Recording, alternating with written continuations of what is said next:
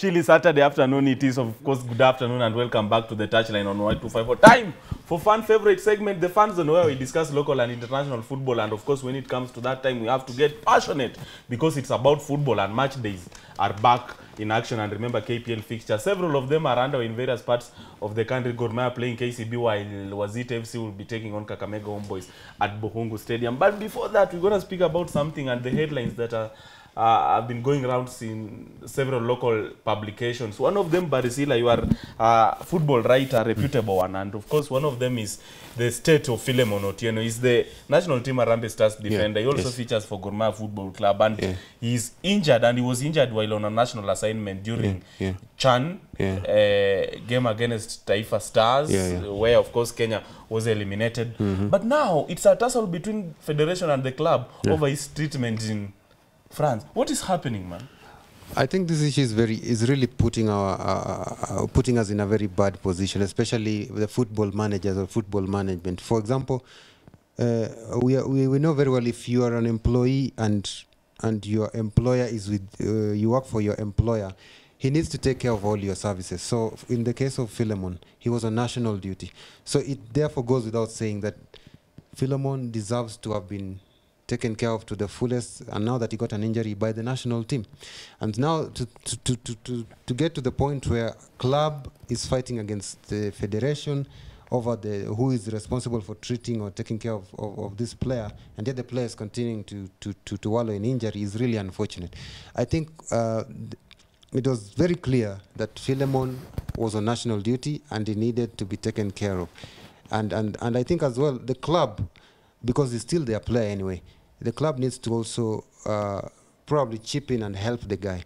And now we are getting conflicting information that Philemon is supposed to fly out to France for surgery, and the club is not even aware, and this back and forth is creating confusion, and yet the player is still out injured. I think it's very unfortunate. It needs to be sorted once and for all, and the player to get back on his career.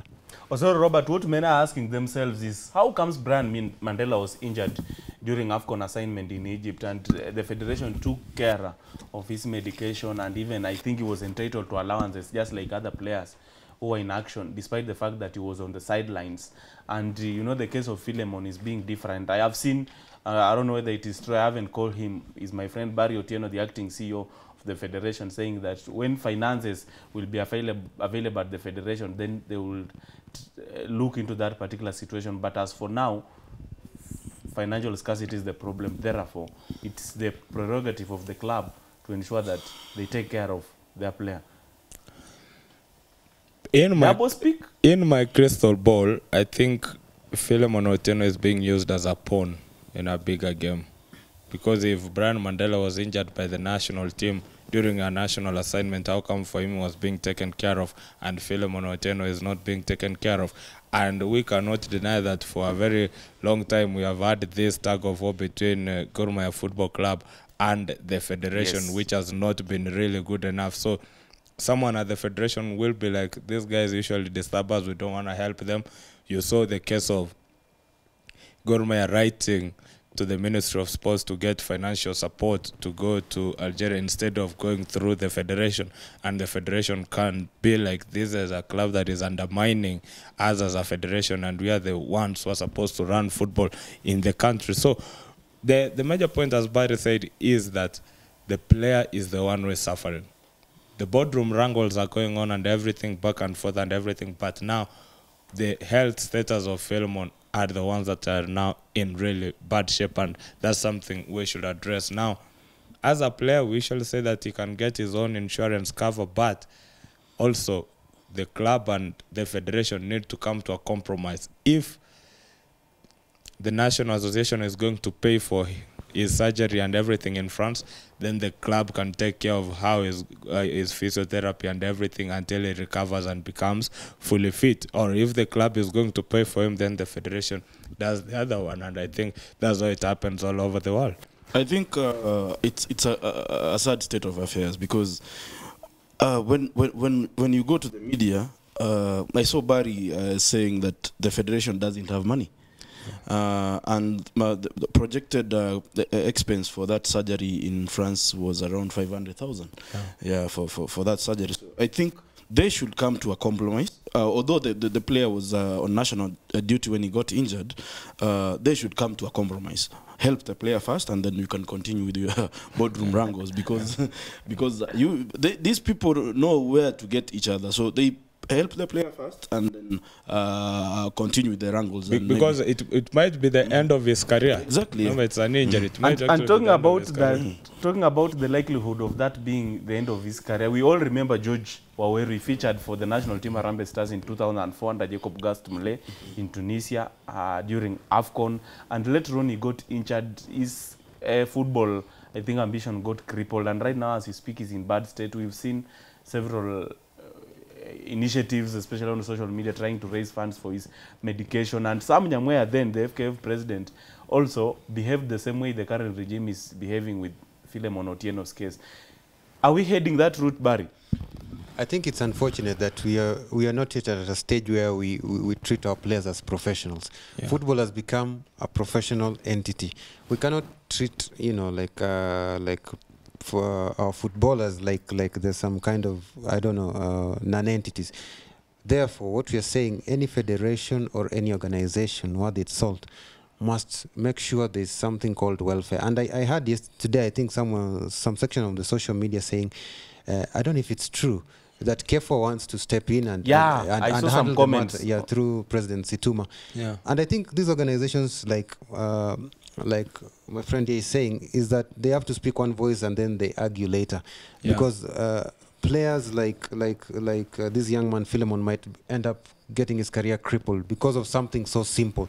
And if you look at the football management in across the world, like in Europe, the way they treat the players like gold, so it's very precious. And these careers by they are so fragile and so short-lived that if you do not take care of this entity now, then you're looking at destroying the player for the future. Therefore, I'd request that football managers of the federation and everybody else, they need to deal with such issues in a professional manner.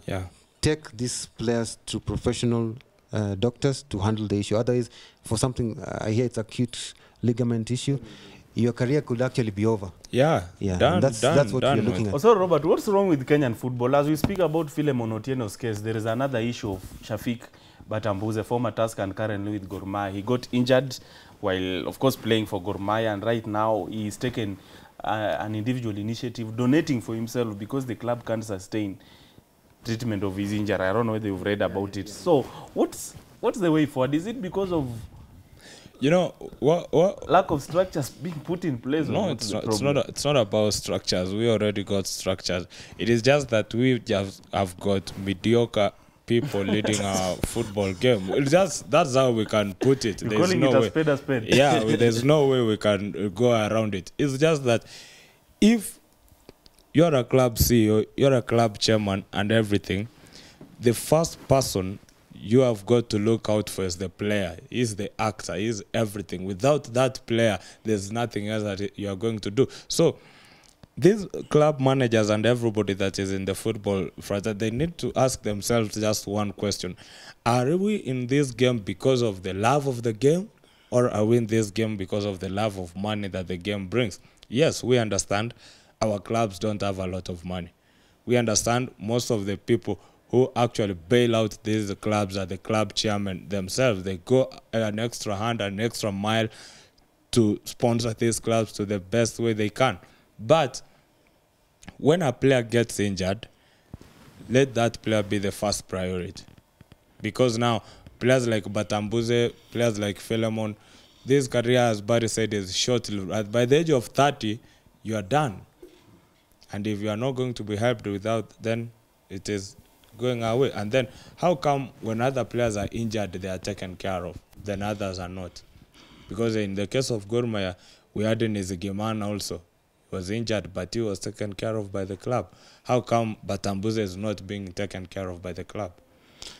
You know, I know most of these the local footballs are facing financial crisis following the pullout of Sportpesa and other sponsors, other betting companies. But 500,000 should not be a question. A concern. Yeah, exactly, because you are ruining someone's career and family, maybe family-wise, you know, because they all depend on the player. If you're going to ruin his career, then you are finishing a family or something like that. So I think we should deal with the player first, and then later we can talk about the other wrangles who's supposed to do this and that. And now let's discuss a little bit about the fixtures of the weekend as far as Kenya Premier League top tier is concerned. Barry, Kisumu All Stars taking on Zoia. Then Mathare United later on will play Ulinzi and Wazito against... Wazito playing against Leopards or Homeboys? Yeah. It's against Leopards at Buhungu. It's against Leopards at Buhungu. Yeah. Now, let me start with that Wazito Leopards game. I think it's such a big deal for Ricardo and his boys to ensure that they get their first 3 points of the season. Remember, they came with such a bang, with such hype. They signed all the best players and everything.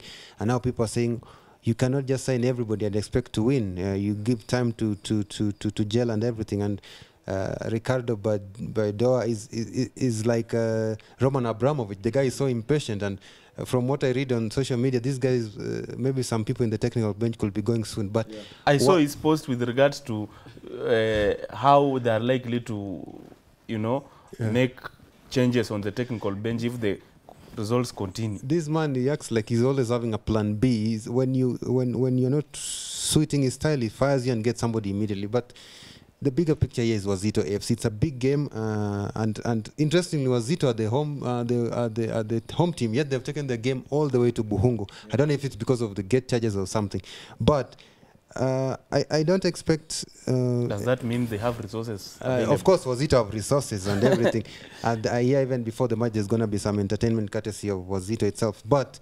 The game itself should be very interesting. FC want full points. Wazito want full points. In my view, Wazito has not really gelled enough. They don't know. I don't know if the coach is having problems with selecting the best 11 because they've drawn 2 consecutive matches. And AFC the coach meaning Fred Ambani and Stanley Okumbi. Yeah, the technical bench basically.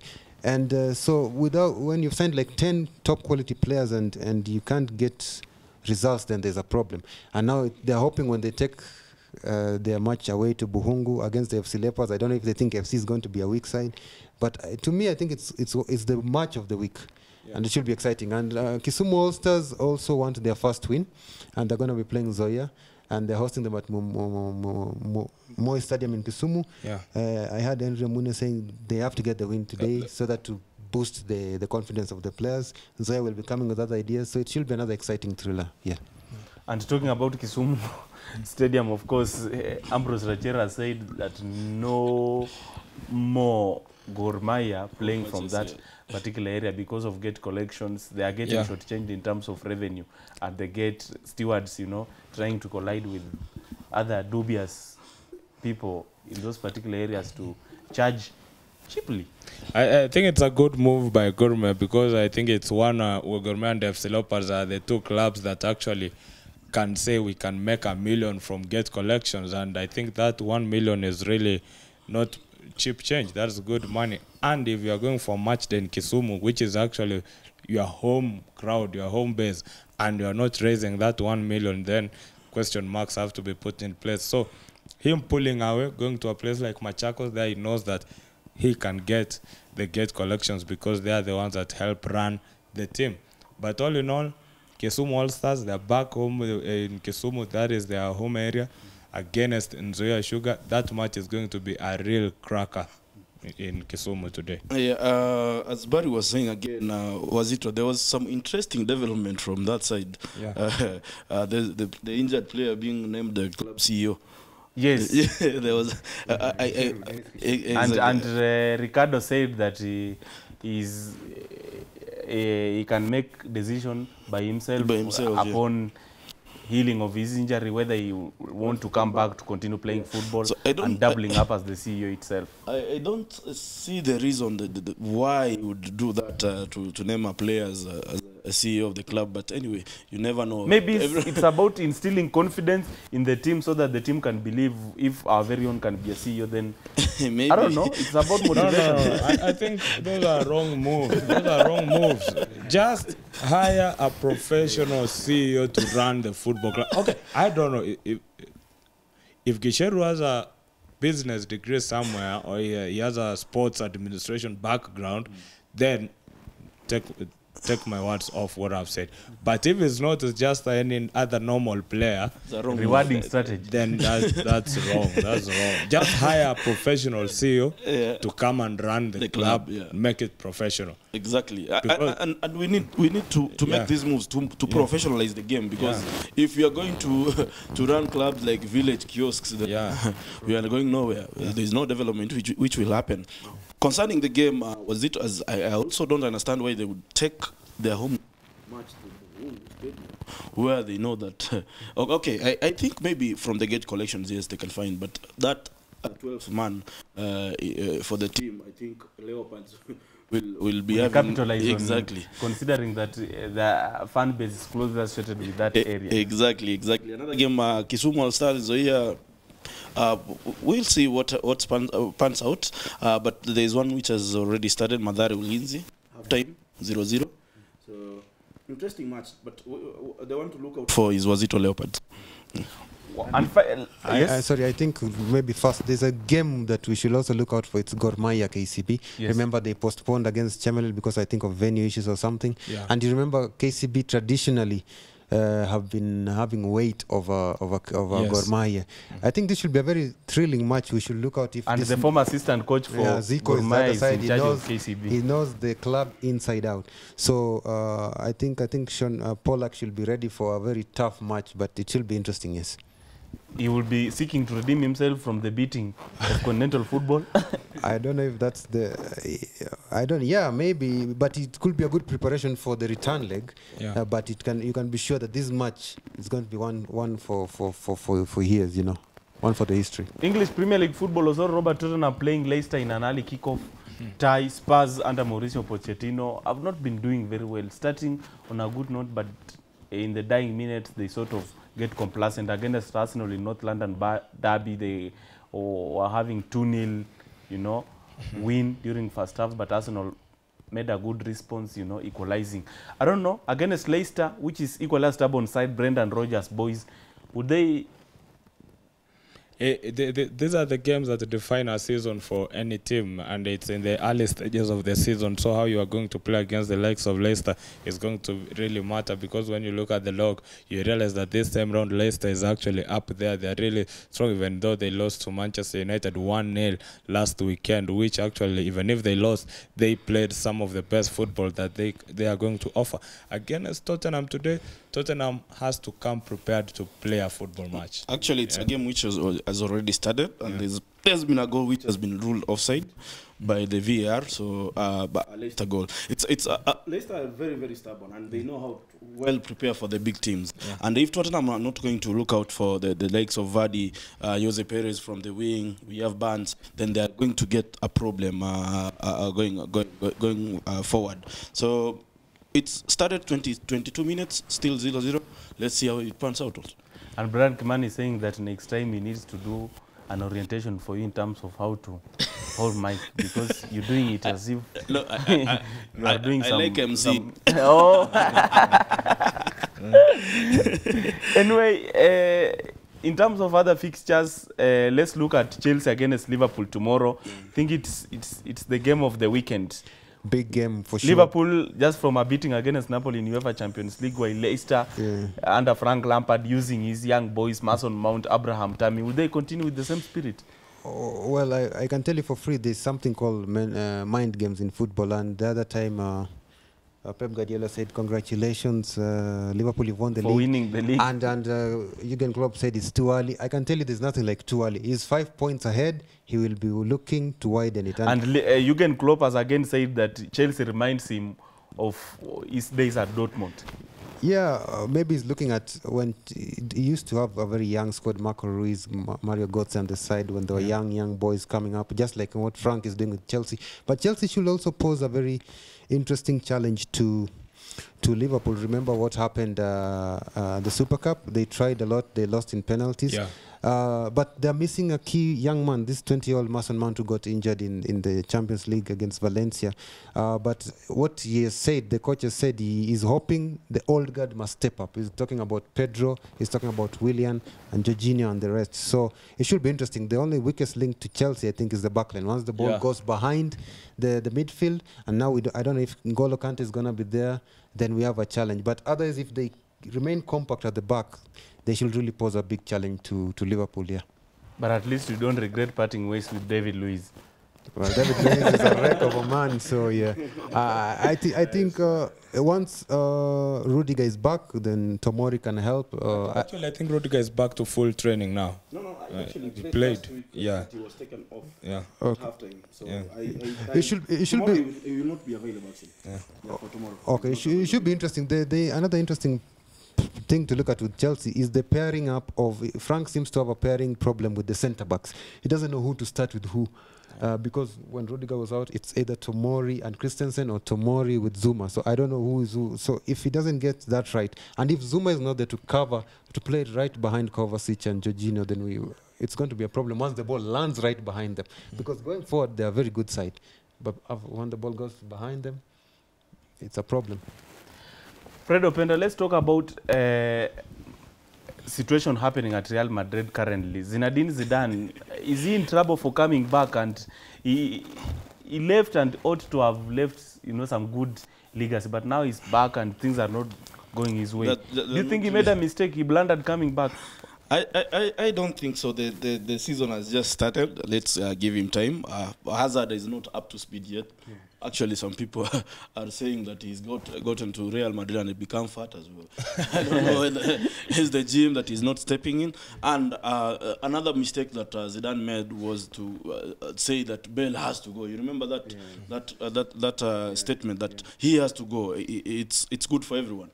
But now, right now, is the guy running the show actually at Real Madrid. So I think if they gel and then the likes of Hazard come up to speed, then trust me, they'll improve as the season goes by. I think this is the time to measure the value of a coach for Zinedine Zidane. He inherited a very good squad, trained with it and winning trophies all over. But now it is transition time. How you change the old guard with the new players you are going to bring in, that's the measure of a coach. And if he can manage to do that, then he will be having a very good team going forward. And if he will not manage, that will be the end of him. Because all the great managers in the world, that's where you are tested in. You have won 4 trophies in a row.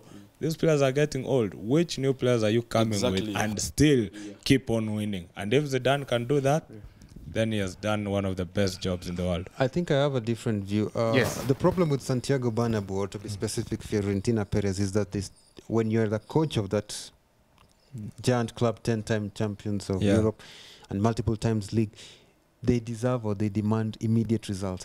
The problem maybe is usually it's important to win and go out on a high. Like Zidane did great things back before he came back, and maybe should have probably not come back. But it's only the fourth game in the season, and it's only game 1 of English Premier League. He can't do right. You remember he missed Marcelo. He missed Sergio Ramos, the captain, and he missed also the midfield dynamo of the Luka Modric. Yeah. So I think it's too early to put a lot of pressure on Zizou. They need to give him more time, and he'll put his house in order. But he needs to make amends with Gareth Bale, because Gareth Bale is the only person probably right now who's pulling the strings in that team. The Eden Hazard has not yet settled in. Maybe it's the pressure of the crowd or whatever. It's a different league.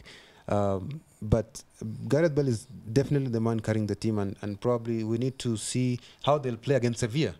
against their former coach John Lopetegui, that guy. Yes. Yeah. So and they have a different tight. After that, they go to, I think it's Sevilla and then Atletico Madrid. So Madrid have a lot of work. He's a professional coach. He needs to handle the pressure and deliver. They need to give him a bit of time. That's my view. Yeah. We're going to wind up, but before we do, Milan derby, Fred, Inter Milan against AC Milan. It used to have oomph. Nowadays, what happened? But Inter Milan are trying their level best, I think, bringing players on board, players of quality, world class. You know, they signed Romelu Lukaku, Alexis Sanchez is there on board, and so is Roma. But AC Milan, getting into this derby tonight, is it a walk in the park for Antonio Conte's side? I don't think so. A derbies are derbies. Okay, we can say AC Milan have fallen a little bit, but a derby is a derby, and although right now Inter Milan look a little bit more stronger than AC Milan, so most likely it looks a win for them, but it's not an easy one. Yes. Update: Hurricane 1-0. World-class striker. The problem with the professional football at the moment is when AC Milan was AC Milan, let's say back in early 2000s and 2005. Esteban Campiaso, Gennaro Gattuso, remember the owner was the former Prime Minister of Italy, yes. Silva. So he could buy any good player and bring him onto the fold and they could perform. And the moment you change ownership, you go to the Chinese consortium, these guys run it business-wise. We are not going to buy the best player because we have to buy it. Can you generate money to buy that player? And that's why you have seen it coming. Liverpool have already done the best of it. When they brought in the American owners, they came in and they did not splash money. They just looked for a coach who can make it run professionally. The match we generate, then we go ahead and do some. So with that, then we can go back. But if we go back to the old system of getting Abramovich have their own say, other teams may not have chances. Always a pleasure doing this, gentlemen. This particular afternoon touchline has been the show from 1 to 3. We're talking matter sports, both local and beyond. Barry Silla, sports journalist, Fred Openda, our resident guest alongside Robert Osoro, the co-presenter on this particular show. It's been a pleasure doing this, and of course next Saturday, same time, same place, we will again do the same in a better and quality way. But remember, the Rugby World Cup continues. New Zealand has beaten South Africa by 23-13, and of course that tournament continues, and we will be keeping you updated with how it pans out. Remember also Victoria Cup in Nakuru Athletic Club, Kenya, playing Zimbabwe. How about that? Keep it touchline, and of course be part of the program. Always join the conversation. Hashtag touchline Y254. Have a fantastic afternoon, and God bless you.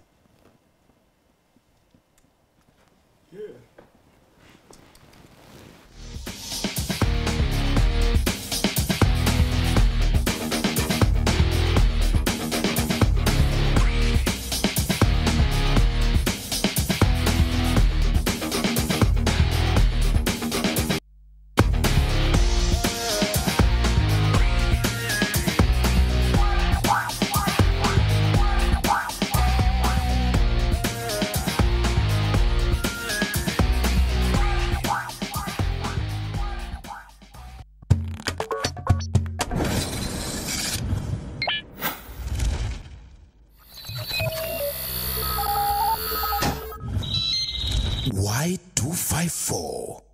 Imagine.